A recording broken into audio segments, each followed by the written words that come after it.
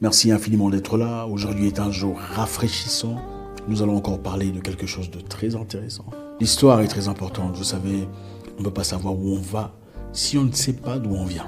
Aujourd'hui, nous allons célébrer un de nos héros.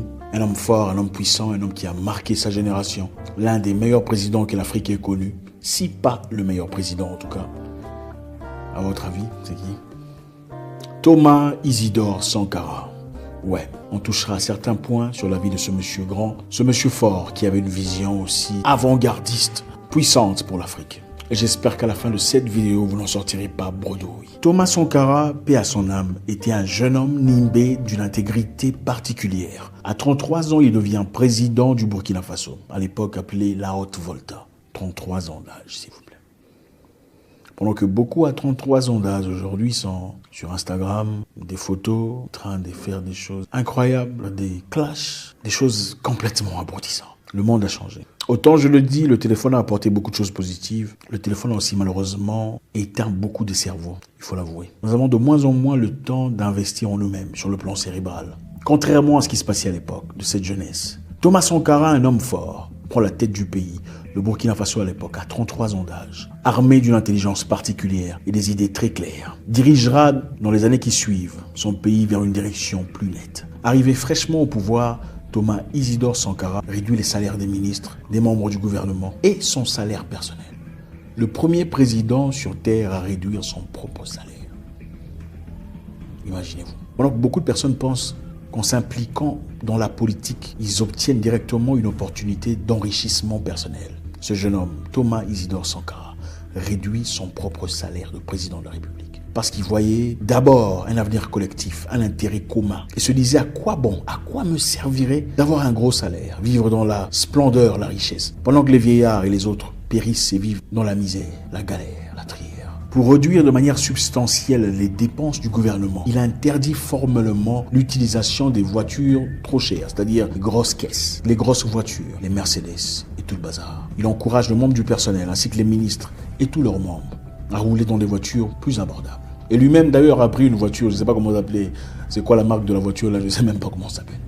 Quel type de réflexion? Donc le monsieur prend le pouvoir, au lieu de rouler dans une grosse carrosse, une grosse caisse finalement, de toute sa vie. Il dit non, ok, c'est bon, personne ne roulera dans une grosse caisse. On a simplement besoin de moyens de transport. Waouh, incroyable. Vous savez, il faut le dire, hein, il faut dire la vérité. Nous les Africains, généralement, on n'aime pas la vérité. Quand la vérité dérange, on se fâche. Hein. Les Africains aiment trop l'argent. Trop de cupidité, amour démesuré des biens matériels.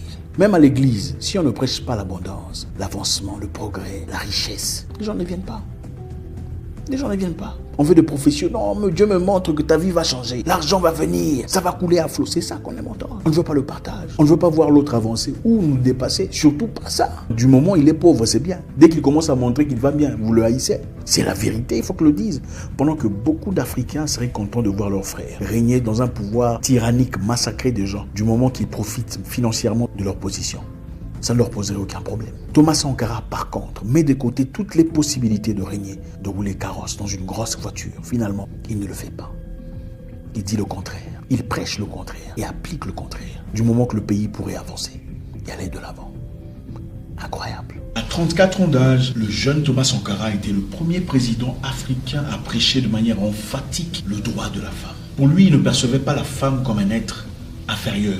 C'était une personne forte qui jouait un rôle très important dans une société hétéroclite. Thomas Sankara était contre la victimisation de la femme. Il était contre les faux mariages, les mariages organisés pour le profit d'un certain groupe de personnes. Il a même dit, vous savez, très souvent en Afrique, quand une jeune fille tombe enceinte, une fille, une écolière ou une étudiante, elle est révoquée, n'est-ce pas? Mais pendant qu'on révoque la fille, pourquoi on ne pense pas à l'homme qui l'aurait engrossée? On révoque la fille, n'est-ce pas? On chasse la fille. Elle est privée de ses études. Mais est-ce qu'elle a fait ça toute seule? Thomas Sankara était contre toutes ces choses. Nous voulons responsabiliser la femme voltaïque, d'abord en commençant par sa libération. La libérer de la domination féodale de l'homme voltaïque. Cela ne va pas sans grand mal.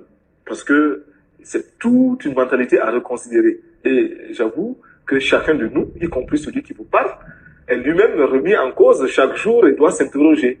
Thomas Isidore Sankara, président du Burkina Faso, était contre la discrimination à l'égard de la femme. Il fut le premier président à engager de manière emphatique des femmes dans son gouvernement. Il voulait montrer que la femme était capable d'accomplir autant, si pas différemment de l'homme.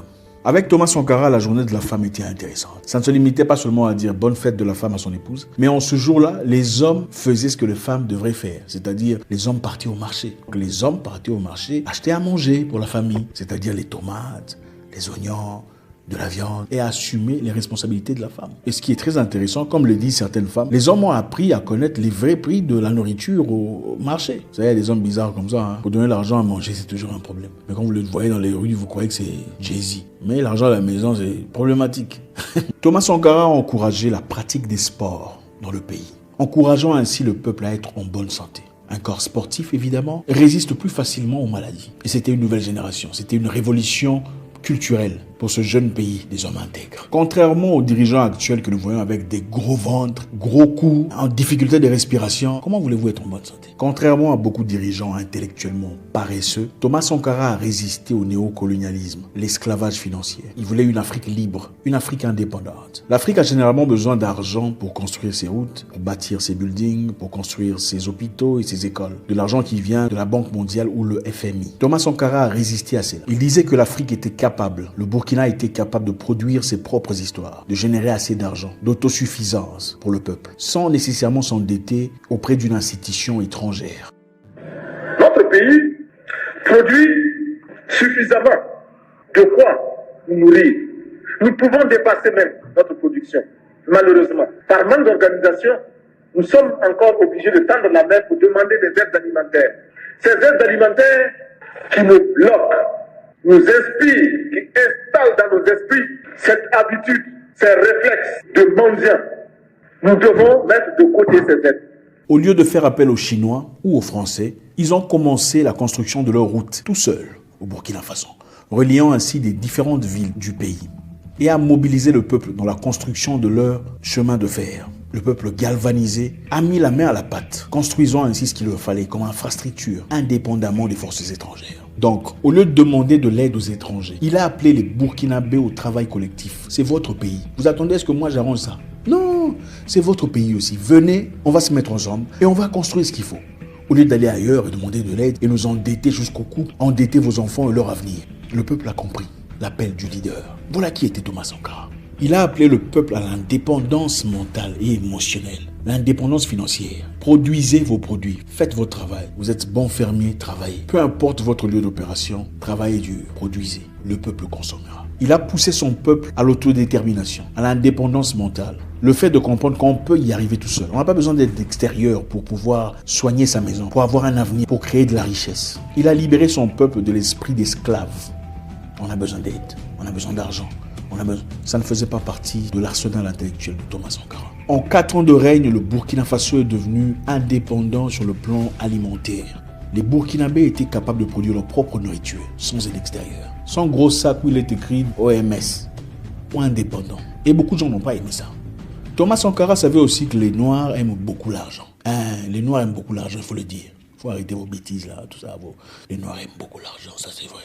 On a donc arrêté tous les officiels corrompus et ont été présentés en justice, donc beaucoup sans avocat. Parce que vous savez, l'avocat facilite un peu la tâche. Ah, mon client, non. Il faut t'expliquer toi-même. L'argent là, tu as fait quoi avec? Toi, on t'a donné 10 000. Comment est-ce que le travail qu'on voit ici, c'est seulement 1000? Il faut expliquer. C'est ce qu'il a fait. C'était un moment très inconfortable pour beaucoup de personnes corrompues. Totalement mérité cette instance. L'objectif était l'intégrité. En faisant ainsi, il a attisé le patriotisme, l'amour de la patrie, l'amour du communautarisme. Pendant les réunions d'Union africaine, donc des pays d'Afrique, où les présidents vont se réunir pour discuter, il a encouragé ses congénères à l'autosuffisance. Qui ici ne souhaite pas que la dette soit purement simplement effacée? Celui qui ne le souhaite pas, il peut sortir, prendre son avion et aller tout de suite à la Banque mondiale payer. Tous nous souhaitons. Notre conférence adopte la nécessité de dire clairement que nous ne pouvons pas payer la dette. Non pas dans un esprit belliqueux, belliciste. Ceci pour éviter que nous n'allions individuellement nous faire assassiner. Si le Burkina Faso tout seul refuse de payer la dette, je ne serai pas là à la prochaine conférence. Par contre, avec le soutien de tous, quand j'ai besoin. L'indépendance. Il a parlé aux autres présidents en disant, écoutez, l'Afrique a tout ce qu'il faut pour progresser. On n'a pas besoin d'aide. On n'a pas besoin que quelqu'un vienne nous dire comment on doit vivre notre vie, pour ensuite nous mettre la pression sur comment on doit repayer. Mais beaucoup l'ont perçu comme un jeune homme beaucoup trop ambitieux, qui ne comprenait pas les enjeux de la vie. Contrairement à ce qu'on voit aujourd'hui dans beaucoup de pays africains, Thomas Sankara n'avait pas de convoi de 10 mètres, de 12 mètres de militaires qui l'entouraient. Vous savez, aujourd'hui, même si vous voyez dans les pays africains, vous verrez des voitures en train de passer avec des sirènes. Wouh, wouh, wouh. Vous demandez, mais c'est qui? C'est le président de la République ou quoi? Simplement pour découvrir que c'est un bourgmestre. Avec 7 voitures, 17 policiers, bien armés. Incroyable. Il faut des fonds pour payer pour ces choses. Il faut de l'argent. Thomas Sankara n'en avait pas besoin. C'était un homme du peuple qui était en conversation, en communion. Il n'avait pas de complexe d'infériorité qui devrait être pallié par le besoin essentiel de se sentir grand, inapprochable. C'était un homme qu'on pouvait approcher, avec qui on pouvait parler et discuter. Un homme de bonne moralité. Malheureusement, la France n'a pas aimé ça. On n'a pas aimé le fait que le Burkina était devenu indépendant, s'est retiré du système monétaire, pilleur. On n'a pas aimé le fait de voir un jeune homme aussi ambitieux, courageux, influencer tout un peuple dans une direction complètement positive. Et quand on parle de la France, on ne parle pas de tous les Français. Voilà. On parle des Français qui ont profité de l'esclavage, de la paupérisation de l'Afrique, du pillage, de l'élite qui continuent jusqu'à aujourd'hui à appliquer leur pression sur les populations africaines. Il fallait donc trouver un moyen très rapide pour mettre un stop à ce jeune homme un peu trop ambitieux. Il s'était retiré le Burkina Faso du système d'esclaves, système de dette. Le Burkina Faso était devenu indépendant. Ils n'avaient pas besoin de qui que ce soit pour construire, pour grandir, pour élever, pour développer le pays. Et ça, c'était un modèle qu'il fallait absolument arrêter. Sinon, le reste de l'Afrique copierait le système et se purgerait de la présence française, de ce système parasitaire qui gangrénait le cœur de l'Afrique à l'époque, jusqu'à aujourd'hui. Et comme les Africains aiment beaucoup l'argent, et beaucoup sont prêts à vendre leurs frères pour leurs intérêts personnels, ah oui, excusez-moi, il faut le dire, c'est la vérité. Il ne faut pas faire l'hypocrite ici. Pourquoi les Africains? Ça, c'est votre spécialité, les francophones noirs. Pourquoi il ne faut pas généraliser? Les Africains aiment beaucoup l'argent. Comment développer ses finances? Ça, on adore. Comment aider ses prochains? On n'aime pas. Comment détecter qu'une personne traverse un moment difficile? Ça ne nous intéresse pas. Il faut dire la vérité. Ce sont les mêmes problèmes. Nos pays vivent les mêmes difficultés. C'est à cause des mêmes personnes africaines. On ne fait pas la politique pour devenir riche. On ne fait pas la politique pour avoir 5 villas, 7 voitures, 15 entreprises. On fait la politique pour que même les plus démunis aient un toit sur leur tête. Et de quoi manger.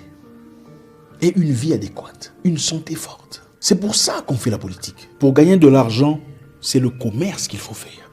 Et votre fonds de commerce, ce n'est pas en politique qu'il faut le chercher. Il faut être intègre. Respectez Dieu même dans vos actes, pas seulement dans les paroles et les versets. Voilà une petite histoire de Thomas Sankara, un homme fort, un homme intègre, des pays intègres. Un homme qui a considéré son peuple plus que ses sentiments personnels. Un homme qui a considéré l'intérêt collectif plus que ses pulsions personnelles. En Afrique, malheureusement, on vend nos héros, on néglige nos héros, on critique, on vilipende, on crucifie nos héros, ceux qui proposent des choses positives. Mais on célèbre curieusement des personnes dont il nous faut nous débarrasser. Parce qu'on a quelques intérêts, quelques profits, quelques avantages. Du moment que toi, tu vas bien, même si cette personne fait des choses incroyables, ça ne te dérange pas. Mon nom est Zach Mouikassa, le guerrier noir, votre frère.